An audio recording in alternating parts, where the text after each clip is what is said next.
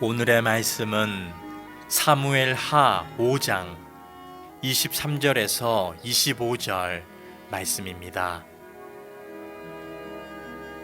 다윗이 여호와께 여쭈니 이르시되 올라가지 말고 그들 뒤로 돌아서 뽕나무 숲을 맞은편에서 그들을 기습하되 뽕나무 꼭대기에서 걸음 걷는 소리가 들리거든 곧 공격하라. 그때에 여호와가 너보다 앞서 나아가서 블레셋 군대를 치리라 하신지라. 이에 다윗이 여호와의 명령대로 행하여 블레셋 사람을 쳐서 게바에서 게셀까지 이르니라. 아멘. 여러분, 어느 분야에서 세상을 깜짝 놀라게 하는 큰 일을 이룬 사람들을 보면 공통점이 하나 있습니다. 그게 뭐냐? 아주 어려운 순간에 흔들리지 않고 냉철하다는 거예요. 사람이 중요한 순간, 다급한 순간, 아주 긴박한 순간엔 어쩔 수 없이 심장이 떨리고 흥분되게 돼 있거든요. 그래서 뭔가를 집중하기가 어려워요. 아주 중요한 계약을 앞두거나 시험을 봐야 되거나 중요한 사람을 미팅하면 사람은 평정심을 잃게 돼요. 그런데 그것들을 지켜내는 사람, 감정에 휘둘리거나 환경에 휘둘리지 않고 자기 자신을 평상시처럼 지켜내는 사람이 결국 그 종이 한 장 차이 같지만 그 사람이 결국 그 분야에서 최고가 되더라. 누가 저에게 물었습니다. 목사님, 목회가 쉬워요, 어려워요? 믿음 생활은 쉬워요. 근데 목회는 어려워요. 믿음 생활은 하나님과의 관계니까 하나님하고만 잘하면 돼요. 근데 목회는 성도들과의 관계니까 어려워요. 목사만 아니면 그냥 그 교인 놓고 싶은 교인도 많아요. 여기도 4명 있어요. 상식적이지도 않고 신앙적이지도 않고 뭐 그런 사람들이 있지요. 그래서 너무 속색이고 너무 어깃장을 놓기도 하고 너무 교회 안에서 많은 사람들을 상처를 주고 하니까 정말 목회만 아니면 이 사람하고 뭐 이렇게 관계 안 해도 좋겠다라고 하는 그런 분이 있지요. 그런데 포기할 수 없는 건 그 영혼을 살려야 되기 때문에 목사가 같이 흥분하고 같이 그럴 수 없으니까 아무리 속을 새기고 교회에서 문제를 일으켜도 그 평정심으로 그 교인을 대하는 게 말처럼 쉽지 않아요. 여러분도 그렇죠? 중요한 순간에 자기 자신을 어떻게 지킬 것이냐. 오늘 우리가 만나는 성경의 인물이 바로 그런 무너지지 않는 멘탈을 우리에게 보여주는 대표적인 사람이에요. 다윗인데요. 다윗은 베들레헴의 유지였던 2세의 막내 아들로 태어납니다. 자기 위로 형이 7명이 있었어요. 그런데 부모가 봤을 때는 이 막내 아들이 이쁘기는 하지만 그렇게 기대를 받지 못했던 것 같아요. 왜냐하면 형들이 워낙 출중하고 인물도 좋고 재능이 있으니까 이 막내 아들에게는 그 목축업을 맡깁니다. 다른 형들에게 안 맡기고. 근데 우리가 생각할 때 목자 그러면 되게 낭만적이잖아요. 근데 사실은 목자들이 여러 직업군 가운데 별로 각광받지 못하고 천대받는 직업 중에 하나입니다. 그러니까 부모가 이 다윗에게 그걸 맡겼다는 것은 다른 형 아들들이 아닌 다윗에게 맡겼다는 것은 그렇게 다른 면으로 기대하기가 좀 그랬다, 그렇게 봐야 돼요. 그런데 이 다윗은요, 자기가 인정받지 못함에도 최선을 다합니다. 그 자리에서 열심히 해요. 그렇게 열심히 살아가다가 어느 날 갑자기 사무엘 선지자가 찾아와가지고 자기 머리에 기름을 붓고 하나님이 너를 왕으로 세우신다, 이렇게 임명을 받습니다.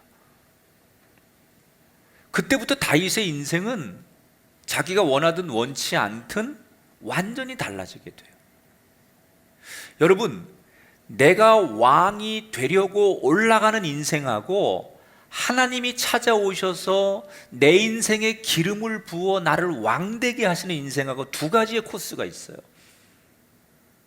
다윗은 내가 왕 되려고 내가 올라가는 인생이 아니라 하나님께서 찾아오셔서 너를 왕으로 쓰리라고 기름을 부어 주었어요. 신앙의 인생은, 하나님이 축복하는 인생은 후자가 돼야 돼요. 여러분이 잘 살아보려고, 여러분이 성공해 보려고, 여러분이 좋은 사람 만나보려고 그렇게 애쓰고 올라가는 인생이 아니라 하나님이 내게 찾아오셔서 내가 너를 형통하게 하리라, 내가 너를 들었으리라, 내가 너를 존귀하게 하리라, 내가 너를 내가 있는 자리에서 왕같이 사용하리라. 이것이 여러분의 인생의 복이 되기를 주 이름으로 축원합니다. 그리고는 여러분 잘 아시는 대로 골리앗을 무너뜨리는 전쟁 영웅이 되고 그는 왕의 사위가 되어서 말 그대로 승승장구를 합니다. 이제는 다윗의 인생에 부모가 기대하지 않았던 어릴 적의 인생이 아니라 누가 봐도 형통할 일만 남았다고 생각이 됩니다. 그런데 그의 인생에 자기의 의사와 상관없는 추락의 인생길이 시작이 되죠.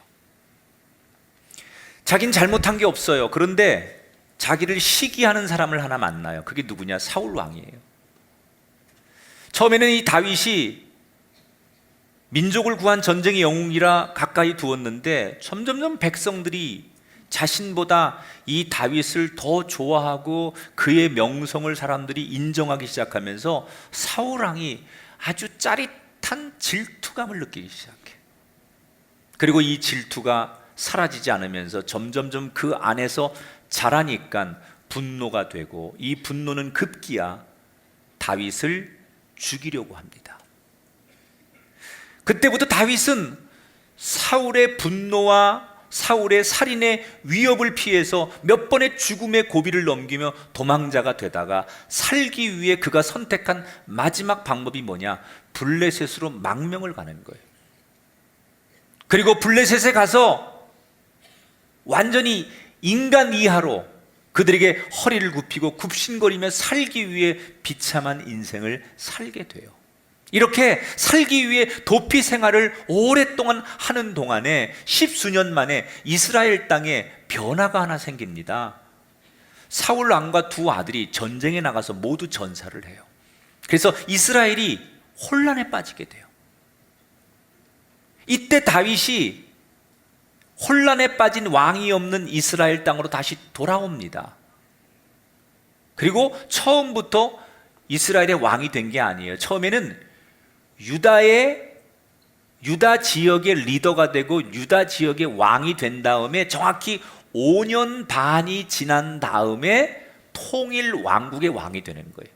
남쪽과 북쪽을 완전히 통일하는데 5년 반이 걸려요.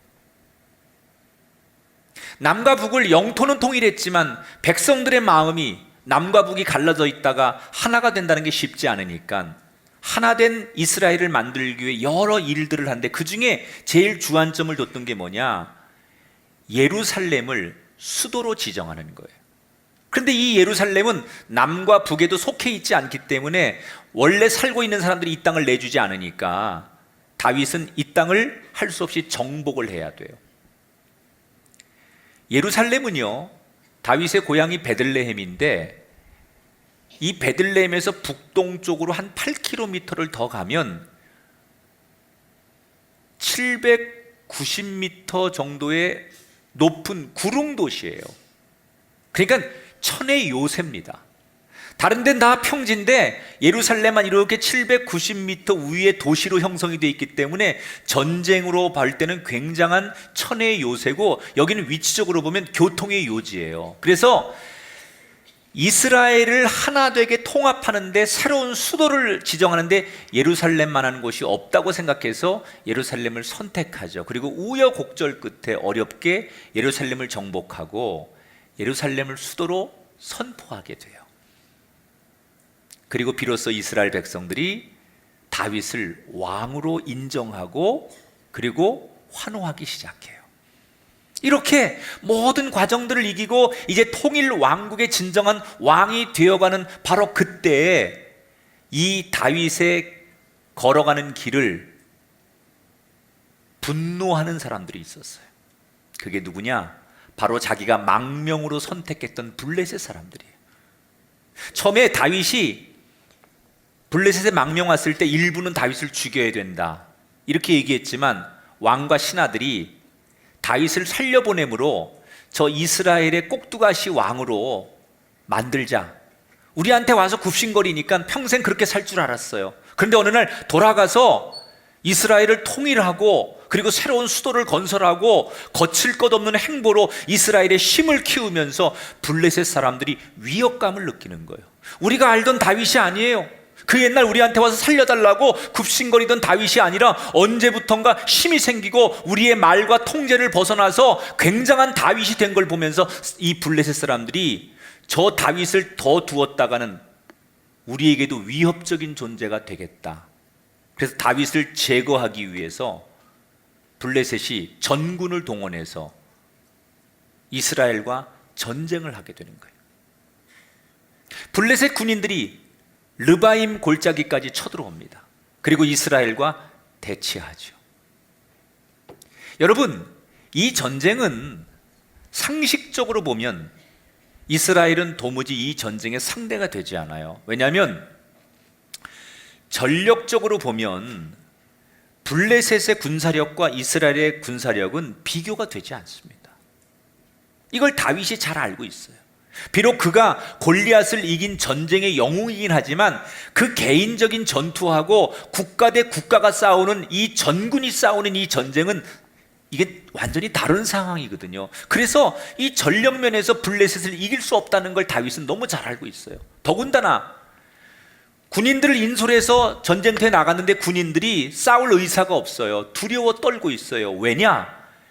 5, 6년 전에 이미 블레셋과의 전쟁에서 이스라엘이 대패를 해가지고 그때 굉장히 많은 억압과 착취를 당한 적이 있었어요. 그래서 이 이스라엘 군인들이 그 트라우마가 있는 거예요. 저 블레셋과 5, 6년 전에 전쟁해가지고 우리가 대패를 하고 그때 약탈을 당하고 이런 기억들이 고스란히 아직도 있는데 그들과 또 싸워야 된다고 생각하니까 전쟁을 하기도 전에 이스라엘 백성들이 두려워하는 거예요. 그러니까 의욕을 완전히 잃어버린 거예요. 여러분, 다윗은 어떻게 해야 될까요? 안과 밖에 길이 없는 상황을 만나는 거예요. 이 상황을 다윗은 어떻게 이겨낼까? 자, 두 가지를 볼 건데요. 우선 첫 번째 5장 19절 말씀을 같이 읽어볼게요. 다윗이 여호와께 여쭈어 이르되 내가 블레셋 사람에게로 올라가리까 하니 여호와께서 말씀하시되 올라가라. 내가 블레셋 사람을 내 손에 넘기리라. 자, 따라합시다. 여호와께 여짜워 이르되.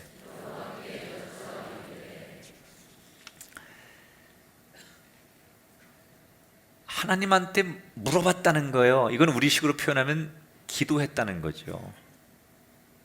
길이 없어요. 지금 어떻게 해야 될지 깜깜한 거예요. 그때 하나님 앞에 물어봤다는 거예요. 자, 여러분, 여기에서 아주 중요한 다윗의 신앙의 철학이 나오는 거예요. 왜 다윗인가가 이 대목이에요. 다윗은 자기가 이스라엘 왕으로 생각하지 않았어요. 자기는 사람들은 자기를 이스라엘의 통일 왕국의 왕으로 자기를 부르고 그렇게 자기를 바라보지만 정작 자신은 내가 이스라엘 왕이라고 생각하지 않았어요. 나는 하나님의 종에 불과하다. 사람들이 나를 왕이라고 부르지만 정작 나 자신은 내가 이 나라를 통치하는 왕이 아니라 나는 하나님의 종에 불과합니다 라는 생각을 가졌다는 거예요. 이게 다윗의 위대함을 만든 거예요. 자, 보세요. 종은 자기가 결정하는 게 아니에요.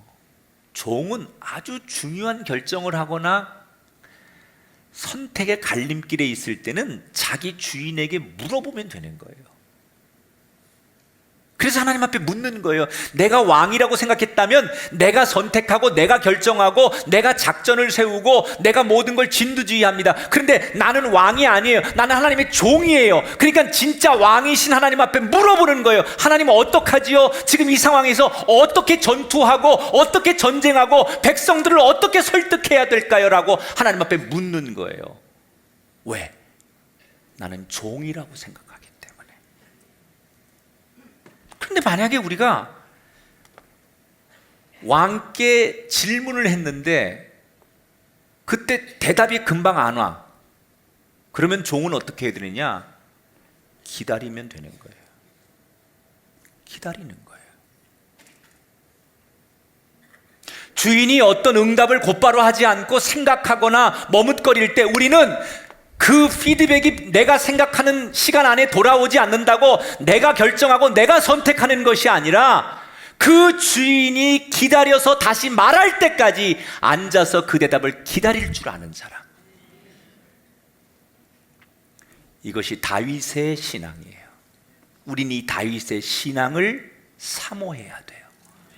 여러분이 살아가는 인생에 여러분 자녀든 여러분의 생업이든 일터든 아니면 여러분의 공동체 어떤 중요한 일이 여러분이 왕되고 여러분이 사장되고 여러분이 내 자녀를 내가 키우는 게 아닙니다. 나는 하나님의 종에 불과합니다. 그래서 내 자녀의 문제든 건강의 문제든 그게 여러분의 생업의 문제든 하나님께 여쭈어보는 거예요. 하나님, 나는 당신의 종에 불과합니다. 내가 이 자녀 문제를 어떻게 할까요? 내가 내 생업의 문제를 어떻게 할까요? 내가 내 건강의 문제를 어떻게 하면 될까요? 라고 주인 되신 하나님 앞에 물어보는 겁니다. 기도하는 겁니다. 질문하는 겁니다. 그리고 그 하나님이 대답하실 때까지 기다리는 거예요.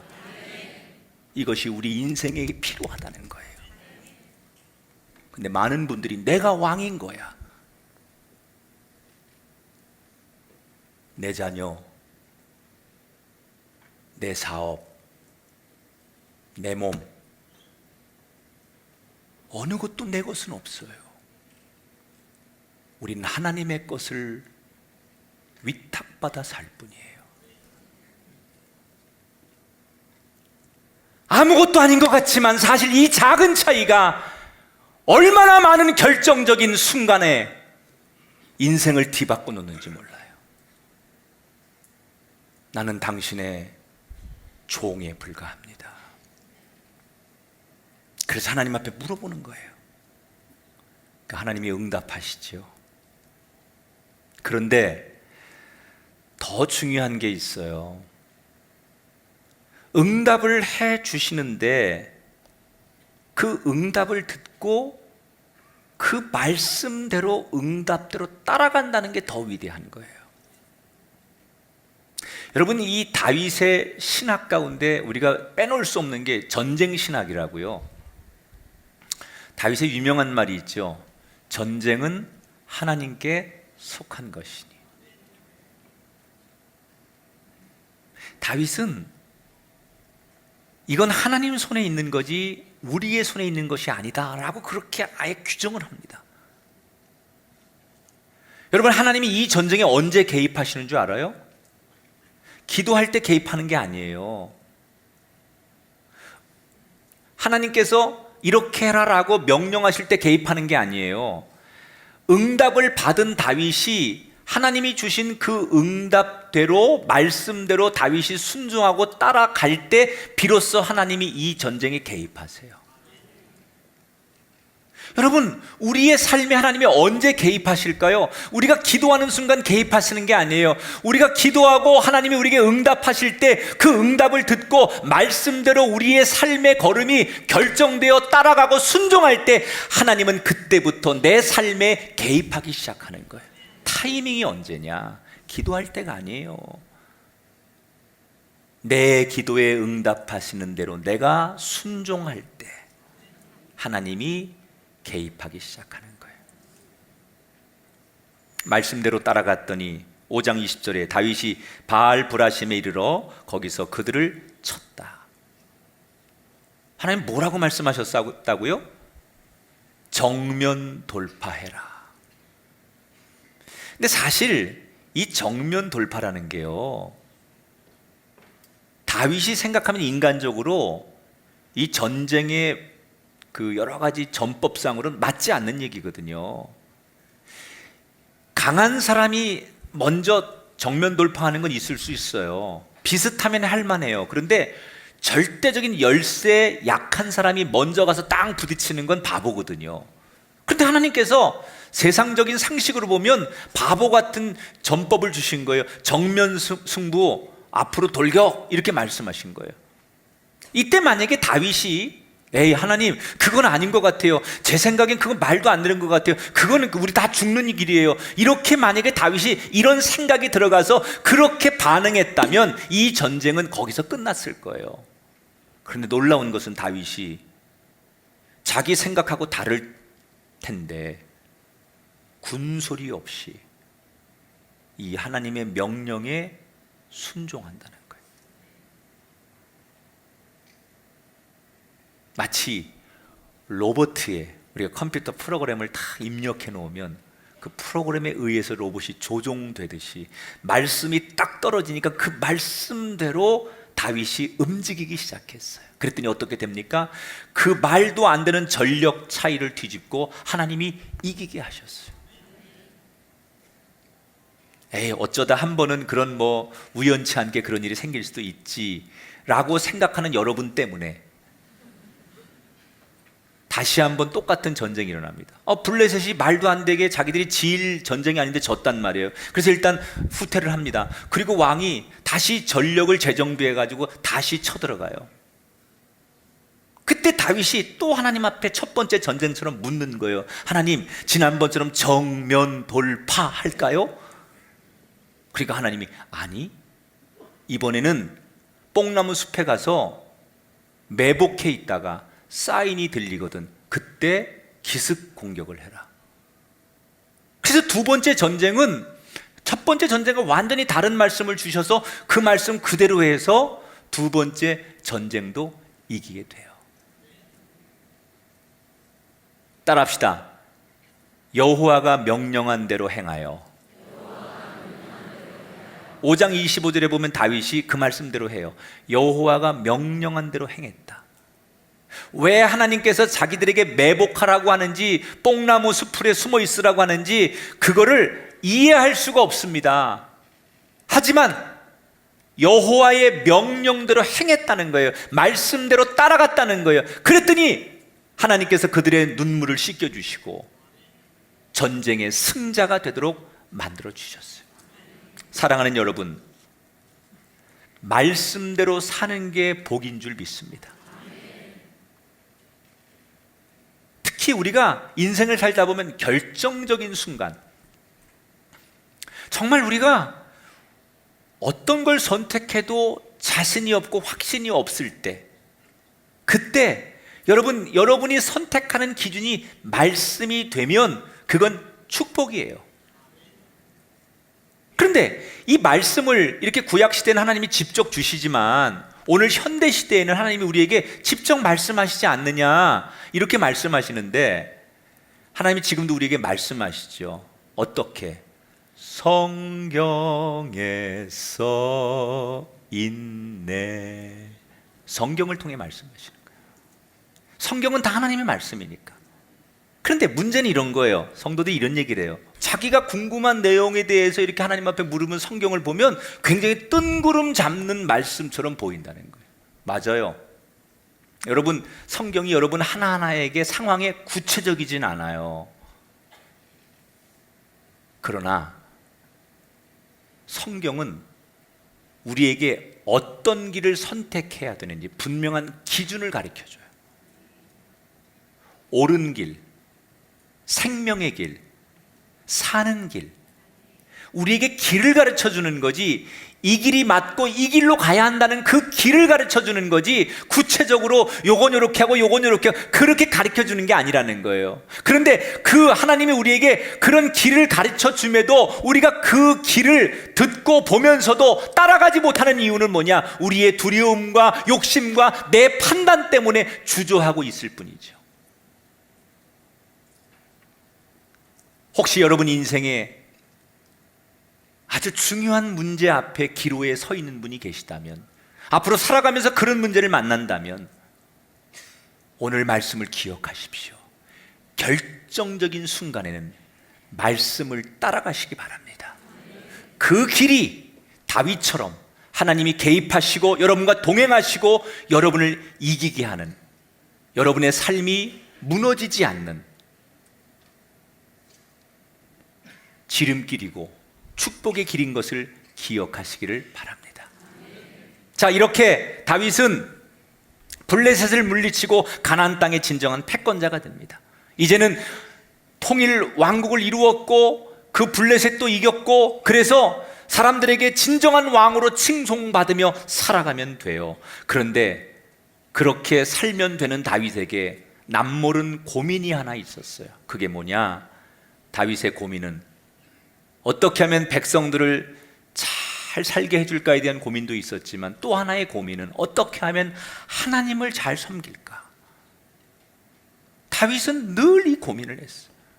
어떻게 하면 이스라엘 백성들을 잘 살게 할까에 대한 고민과 동시에 어떻게 하면 내가 하나님을 잘 섬길까, 늘 그 고민을 하는 거예요. 그래서 정치적으로 안정은 됐지만 하나님을 잘 섬기는 일에 대해서 아직도 미흡하다고 생각한 다윗이 어떻게 하면 하나님을 잘 섬길까, 그 고민을 하다가 때마침 지금까지 방치되어 있는 법궤가 생각나기 시작했어요. 하나님의 법궤를 이 예루살렘으로 모셔와야 되겠다. 여러분, 다윗 대단한 사람입니다. 이 법궤 하나를 모셔오는데 어떻게 하느냐? 국력을 총동원 합니다. 그리고 3만 명을 뽑습니다.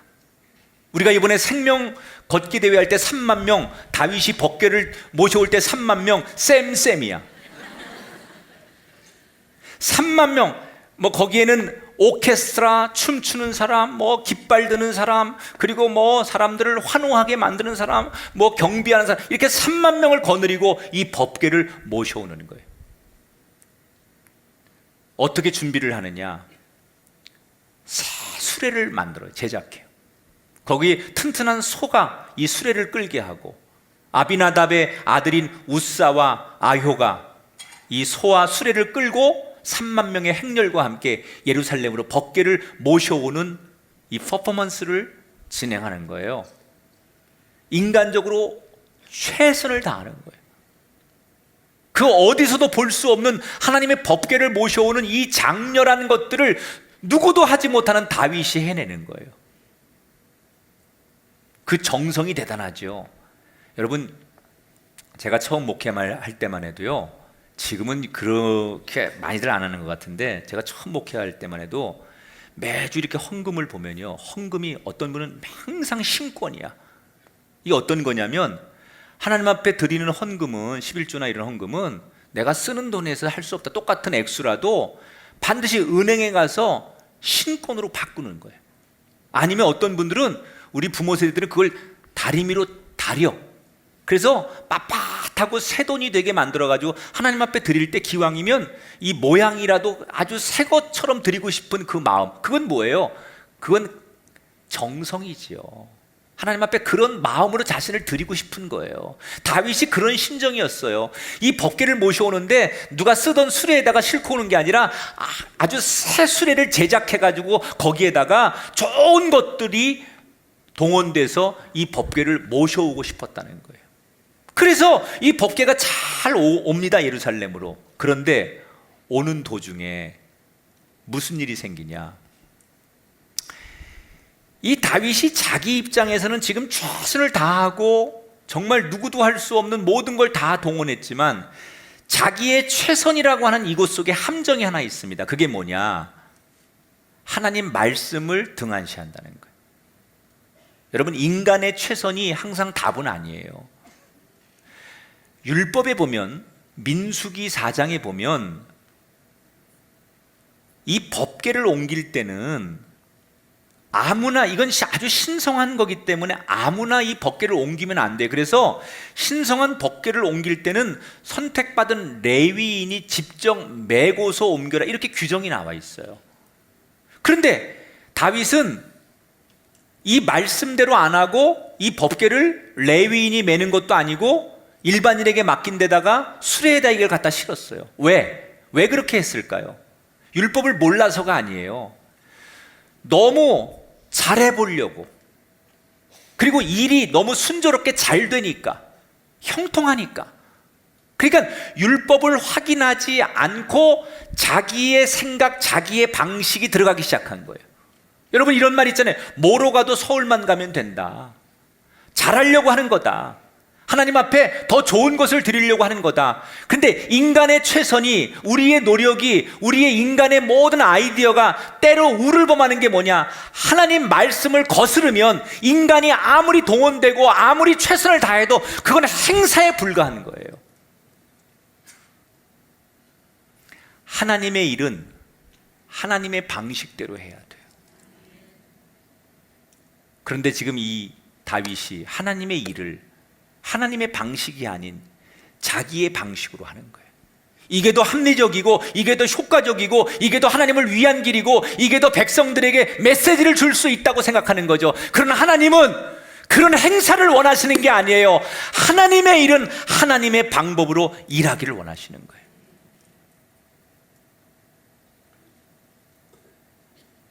문제가 없을 것 같았던 이 법궤의 행렬에 어떤 해프닝이 생기느냐? 소가 수레를 잘 끌고 갑니다. 그러다가 한 타작마당에 이르러서 소가 들썩거립니다. 이 들썩거림은 사실 소가 무슨 완전히 난동을 부린다 이런 뜻은 아니고요. 그냥 평범하게 이 소가 몸부림을 치는 거예요. 여러분, 소 이렇게 키워보시면 알겠지만 가끔 이렇게 고개도 젓고 몸도 흔들고 뒷다리도 이렇게 한번 들어보고 소가 그러잖아요. 이게 몸부림이죠. 그런데 일상적인 소의 몸부림을 뒤에서 법궤를 이게 운행하는 책임자였던 우사는 혹시 소가 저렇게 몸부림치다가 뒤에 수레에 실려있는 법궤가 떨어질지 모른다라는 그런 걱정과 두려움 때문에 자기도 모르게 본능적으로 소가 움직일 때 그냥 이 법궤가 떨어지기도 전에 법궤를 지킨다는 명목 아래 법궤를 덥석 만지게 됩니다.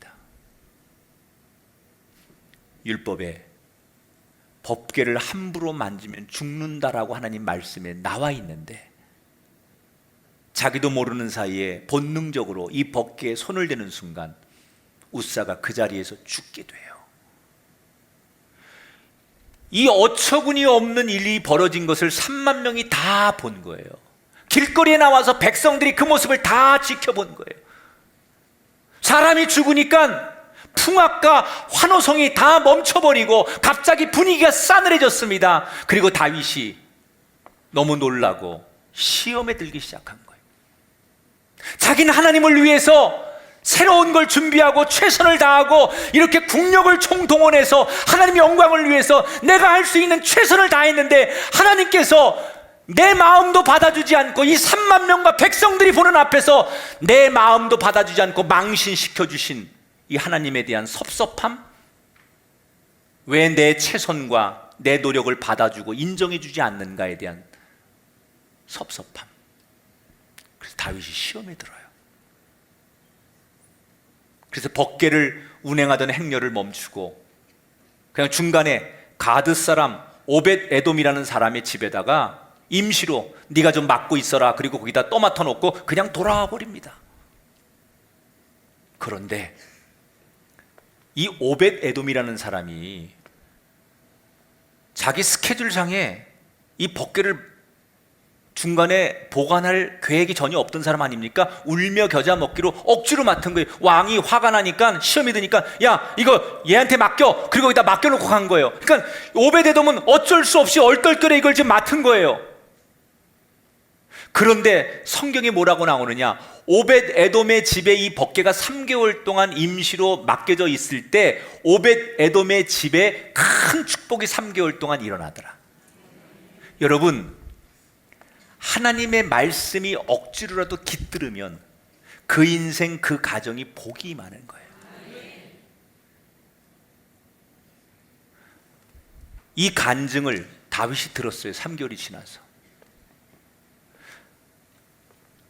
억지로 맡긴 그 오벳 에돔이라고 하는 사람이 이 법궤를 맡았는데 하나님의 많은 은총과 축복을 받았다는 얘기를 들으면서 시간이 지나면서 이 다윗이 깨닫게 되는 거예요.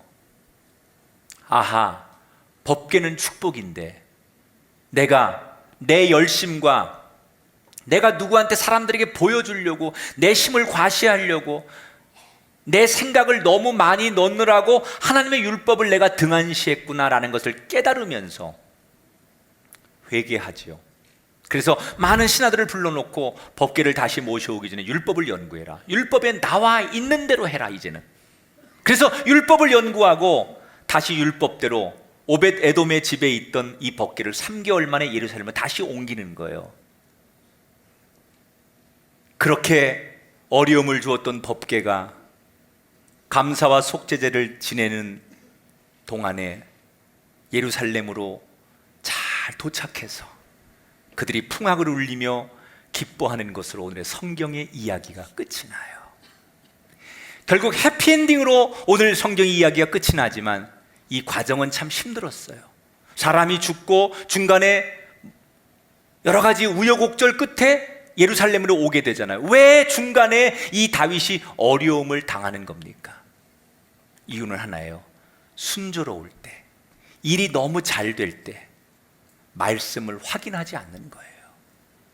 사람이 어려워서도 말씀을 확인하지 않지만요, 거꾸로 너무 잘 될 때, 너무 형통할 때, 너무 아무 문제 없을 때 그때 사람들이 방심하거든요. 그런데 정말 우리가 요동하지 않는 평정심을 잃지 않는 사람이 되려면 잘 될 때도 말씀의 거울 앞에 내가 잘하고 있는지, 내가 지금 잘 되고 있지만 이게 맞는 건지 늘 말씀의 거울 앞에 자신을 비추어서 그 말씀을 벗어나지 않는 것, 그것이 요동하지 않는 삶이에요.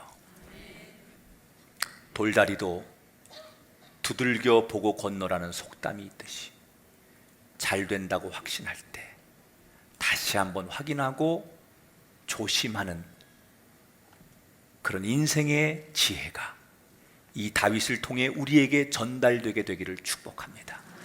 고린도전서에 보면 선줄로 생각한 자는 넘어질까 조심하라고 그랬어요.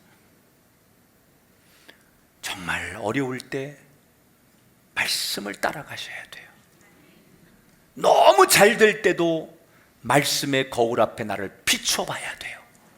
그래서 그 첫신앙 순수했던 그 믿음이 요동하지 않는 다윗처럼 승리의 길을 걷는, 여러분의 인생의 자리에서, 여러분의 삶의 자리에서 하나님이 왕으로 여러분을 쓰시는 축복의 여정이 여러분의 인생길에 펼쳐지게 되기를 주의 이름으로 축원합니다.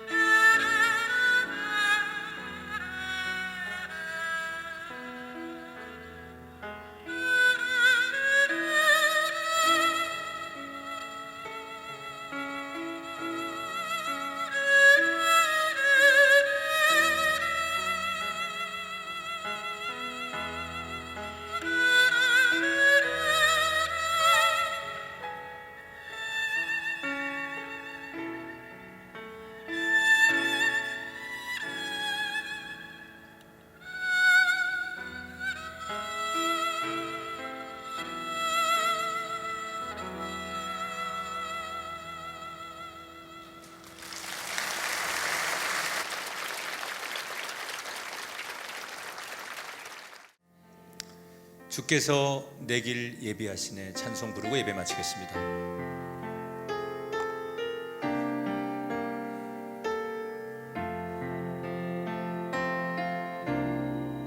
주께서 내 길 예비하시네 주께서 내 길 예비하시네 이제 하루하루를 주를 위해 살리라 주께서 내 길 예비하시네 나 이제 주를 따라가려네 나 이제 주를 따라가려네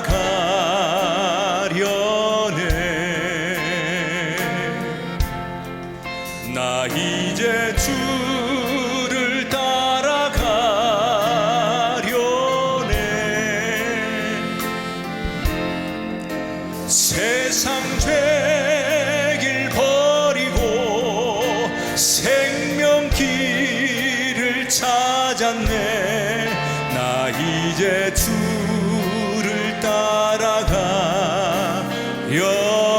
나 이제 겸손하게 살리라 나 이제 겸손하게 살리라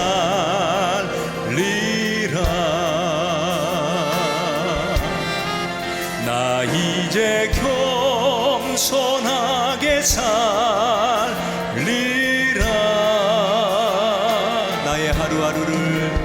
나의 하루하루를 주를 따라가리라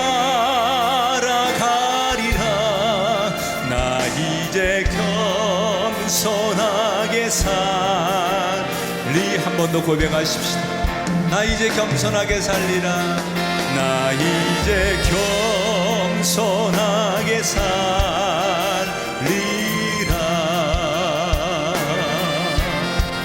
나 이제 겸손하게 살리 우리 오른손 높이 들고 나의 하루하루를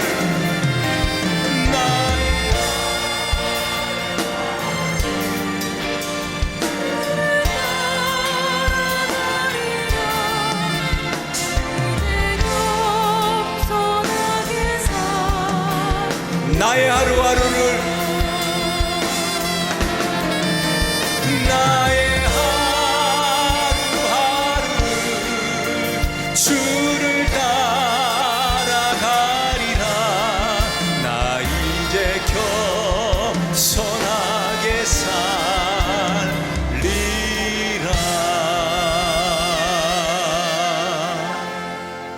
두 손을 가슴에 얹고 기도하겠습니다. 하나님 우리 가슴에 말씀이 떠나지 않게 하시고 하나님의 음성이 머물게 하시고 성령의 감동이 우리를 지배하는 인생들 되게 해 주옵소서.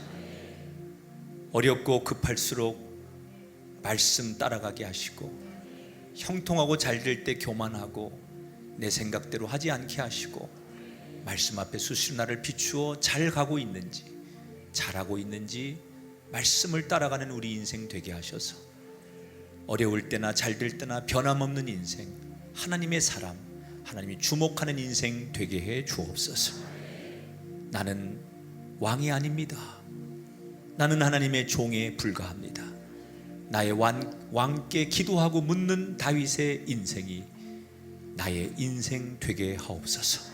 거룩한 주일을 드리며 귀한 예물을 주 앞에 드렸습니다. 하나님 이 예물 받으시고 만복을 우리에게 허락하시고 우리 자손들과 우리의 생업에 하나님이 주시는 축복을 노래하게 하여 주옵소서.